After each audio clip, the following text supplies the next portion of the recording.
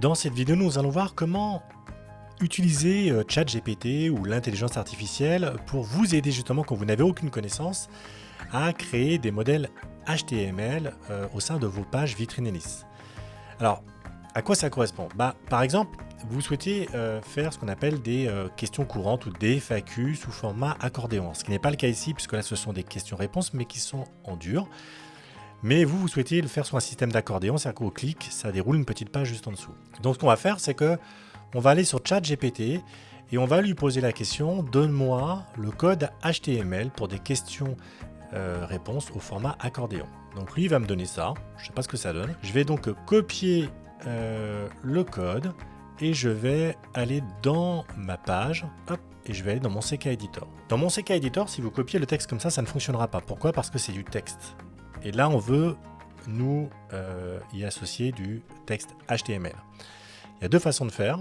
Soit vous cliquez ici sur Insérer du HTML. Ça, c'est la première solution. Soit vous allez dans le code source et vous mettez aussi le code HTML. Alors moi, je vous conseille plutôt de faire ça. C'est plus simple. Vous allez dans le code directement HTML et vous allez cliquer ensuite sur la petite checkbox en vert et vous validez. Une fois que vous avez fait ça, vous enregistrez et on va voir ce que ça donne. Donc vous voyez que là au clic, on a un élément question-réponse. Alors ça peut être par exemple, qu'est-ce qui se passe si je fais une réservation, est-ce que je serai remboursé? En gros, l'idée c'est de rassurer les gens, d'avoir de la transparence sur des questions potentielles qui peuvent se poser à la souscription de votre service. Donc cet élément-là, vous allez ensuite pouvoir le personnaliser. Donc je retourne dans mon CK Editor et vous voyez, quand je vais sur la partie ensuite HTML, je vais sur le petit crayon. Vous avez l'autre option, c'est de cliquer sur la source, parce que l'avantage, c'est vrai que de la source, c'est qu'elle vous met automatiquement les éléments. Donc là, je déroule. Question-réponse, donc là, je vais marquer par exemple FAQ. Est-ce que je suis engagé? Imaginons pour un mandat exclusif de vente. Est-ce que je suis engagé? Et là, vous allez lui apporter la réponse. Donc vous voyez, donc là, j'ai le premier élément.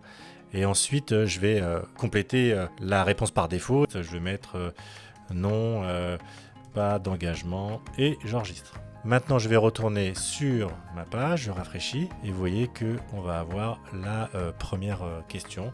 C'est est-ce que je suis engagé pour 3 mois? Voilà un exemple assez simple pour utiliser ChatGPT pour créer des choses assez sympas alors que vous n'avez aucune connaissance en HTML.